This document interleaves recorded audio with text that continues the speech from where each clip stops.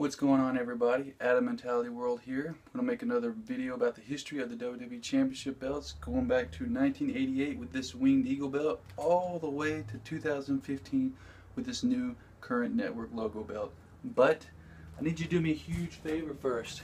I need you to go and click subscribe right here, down below. See that red button? It says subscribe, SUBSCRIBE. Click it, please.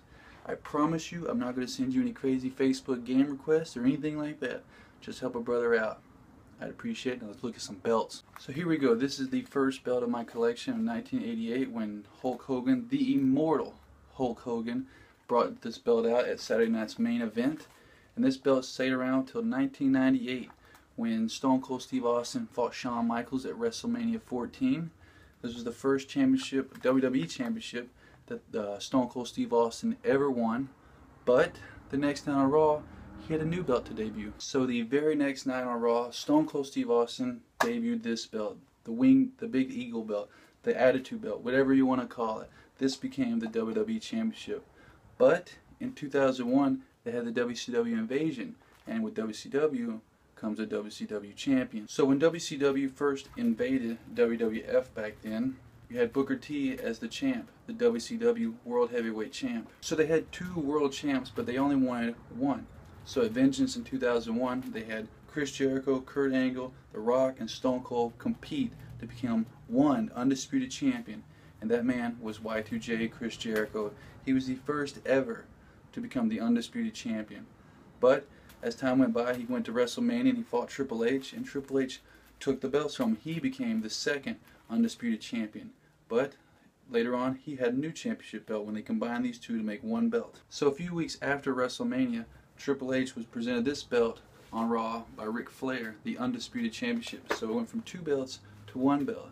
But then WWE did this thing where they wanted to split the brands. They had Raw wrestlers and SmackDown wrestlers.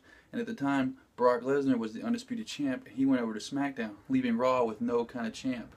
But they came out with this belt. This is the World Heavyweight Championship, very similar to the WCW Heavyweight Championship, and it was presented to Triple H by Eric Bischoff on Raw, because Raw needed a champion as well, because SmackDown had the undisputed belt with Brock Lesnar, and then they needed a champ for Raw, which was this for Triple H. And this belt stayed around for a long time. So they kept the undisputed belt for a long time until WrestleMania 21 when JBL fought John Cena for John Cena's first ever WWE Championship. This is the first time John Cena became WWE Champion, when he beat JBL. But he had an idea for a new kind of belt, put a little twist to it, if you will. So John Cena introduced this, the spinner belt. This one was around for a long time. He said John Cena was the first ever person to have this belt. And then it went down the line until CM Punk held the belt for 434 days. And then he lost it to The Rock at Royal Rumble 2013. And then The Rock came out with his own kind of belt. So this is the big logo. This is the one that The Rock debuted. It even has The Rock side plates, which look really nice, I might add. So now you have two champs. You have Randy Orton as the WWE Champion, and you have John Cena as the World Heavyweight Champion. But once again, WWE wanted to mix it up and make one champ instead of two, having like the main belt and then the secondary belt. So they combined them, and in TLC 2013, John Cena and Randy Orton fought against each other, and Randy Orton won to become the first ever undisputed champion. Not really, because we all know Chris Jericho was the first. But then John Cena had to fight the Beast incarnate Brock Lesnar at SummerSlam 2014, where Brock Lesnar won, and he became the undisputed champion. But he didn't want to have two belts either, so he introduced a new belt. Which brings us to today, in August 2015, the current network logo with the Brock Lesnar side plates. It wasn't until a few days ago they actually had the Seth Rollins side plates, which I'm looking forward to getting because he is the current champion. But this is the belt. It evolved all the way from this little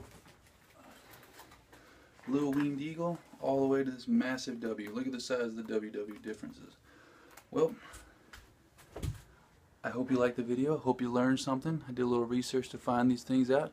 If you have any questions about the belts, questions about the history, let me know. Please subscribe, like, comment, do whatever you gotta do. I appreciate you watching my video, and I hope you watch the others. Peace.